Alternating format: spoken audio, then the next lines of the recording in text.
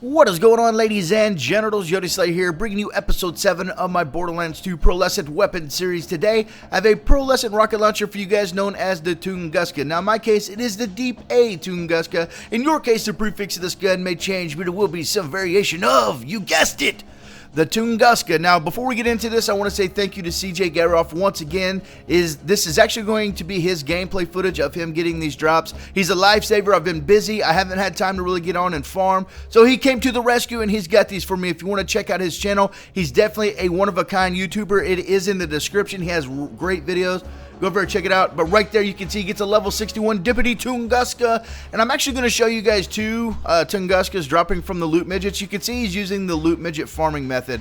Now, I told you last video that this method was patched, that once you initially kill them, they will not respawn. I'm hearing the Gearbox has unpatched this. Like I said, I've been busy, haven't had time to confirm this. Please leave in the comments if this is unpatched and you can now farm these loot midgets once again. Because if we can, I'm going to get her done, dude. I got to go for the Stalker. The Stalker is the last one I need. But yeah, leave in the comments if it's unpatched or if it is still patched for you. And please leave like the console. So like say, yes, it's unpatched on Xbox, unpatched on PC, unpatched on PS3, something like that, so we know which one it is unpatched.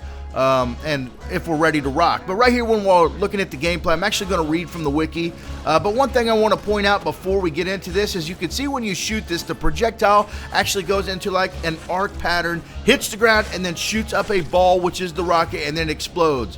Whenever you get a Tunguska, all of these will have this trait. And once you're looking at that scorecard and you see the damage, that does not mean when it hits the ground. So you want to like shoot in the vicinity of enemies, and like mine for instance was 900,000 damage. You want to shoot near those enemies. When it hits the ground, it'll deal damage, but not very much. So if you de-impact somebody, you're going to hurt them, but it's not really going to kill them.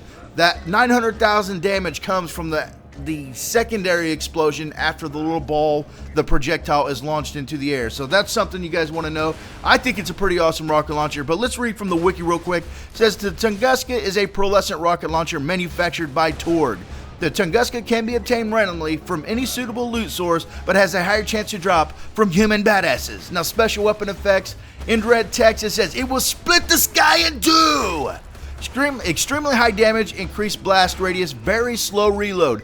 Fires in a parabolic arc similar to a mortar. On impact, rockets deal minor damage, rise a few feet into the air, and then explode. Now, usage and description.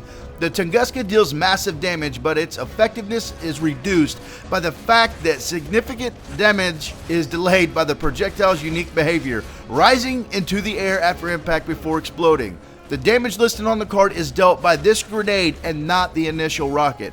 Even with its tremendous damage, the characteristic effects of the Tunguska reduce its effectiveness when trying to get second winds. If shot at the ground, when crippled, the rocket will elevate from the ground, doing reduced damage to most enemies and probably not hitting small enemies such as Varkids. Also, hitting moving or distant targets can prove difficult as the Tunguska fires in a parabolic trajectory. Now, notes, the Tunguska's initial projectile deals damage equal to 1/10 of the explosive damage if hits an enemy. So that's what it gets. Now, tribute for this gun says the name and flavor text of this weapon reference the event, a massive explosion caused by an airburst of a large meteorite or comet fragment near the Tunguska River in Siberia in 1908. This was the largest impact event on or near the Earth in recorded history. The weapon's flavor text in turn references an eyewitness report of the explosion, stating that the meteorite split the sky in two. So there you go. That is the wiki for this gun. You can see I came over here to the wildlife creature preserve, the creature slaughter dome, whatever you want to call it. I came over here because I tried to get some footage recorded using the bee. And like when enemies are shooting you, you know, to get that amp damage, your bee has to be fully regenerated. And I just couldn't get it done with enemies shooting at me. So I was like, screw it, I'm going to go take on the dudes that do not fire at me. So I came over here. You can see that I do get some amp damage bonus. You even get that initial like impact. If you do de-impact somebody, you get that amp damage. Be careful. You see me at the beginning of this with the bee shield on. I put myself down a couple times. Be careful. You don't want to shoot that anywhere near you. But yeah, guys, there it is, episode 7 of my Pearlescent weapon series. I'm going to go work on the Bearcat. I'll try to have that for you guys later this evening, but I hope you enjoyed this one. You can't really show much gameplay of an RPG because you go through ammo so quick, but yeah, hope you enjoyed it. I'll talk to you later. Bye-bye.